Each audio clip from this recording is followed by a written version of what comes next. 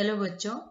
इस बार CBSE sample paper जो 2025 का आया था, उसमें एक क्वेश्चन था कि name the metal present in the complex compound of haemoglobin and vitamin B12।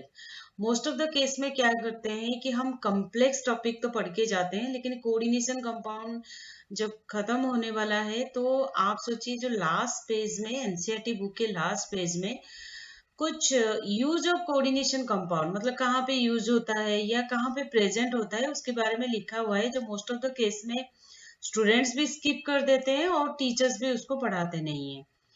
तो एक स्मॉल नोट्स के जैसे आप बना सकते हो, यहाँ पे मैं आपके लिए ये बना चुकी हूँ, आप देख सकते हो। अगर आप यही 8 to 9 पॉइंट्स याद कर लेंगे तो कोई भी क्वेश्चन आ जाए, जैसे हार्डनेस ऑफ वाटर है, वाटर की हार्डनेस को अगर हम उसे सॉफ्ट वाटर में चेंज करना चाहते हैं, हार्ड वाटर को, तो एक ये वाला कॉम्प्लेक्स Na2EDTA यूज होता है। तो क्वेश्चंस कैसे आएंगे? क्वेश्चन ये आएंगे कि वाटर हार्डनेस को अगर हम टाइट्रेशन करना चाहते हैं या उसे सॉफ्ट वाटर में नॉर्मल वाटर में चेंज करना चाहते हैं, तो कौन से मेटल के कॉम्प्लेक्स यूज होता है? तो यहाँ पे आपका आंसर होगा कि ये सोडियम का यूज होता है।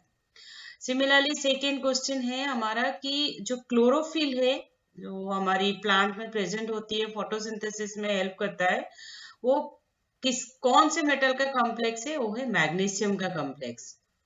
हेमोग्लोबिन जो क्वेश्चन में भी आ चुका है, तो हेमोग्लोबिन जो होता है पिगमेंट है, ऑक्सीजन कैरियर के हिसाब से काम करता है, वो हमारा आयरन का कॉम्प्लेक्स है।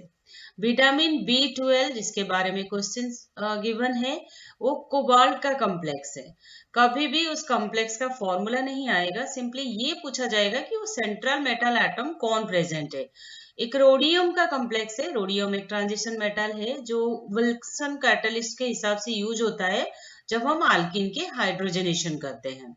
Similarly black and white photograph जो पहले यूज होते थे, उसमें सिल्वर का एक कॉम्प्लेक्स यूज होता है। क्लास 10th में आपने पढ़ा होगा कि सिल्वर ब्रोमाइड यूज होता है, लेकिन एक्चुअली वो सिल्वर ब्रोमाइड जो होता है, जो ऑन डिकम्पोज हो जाता है, तो एक कॉम्प्लेक्स बनाता है सिल्वर का।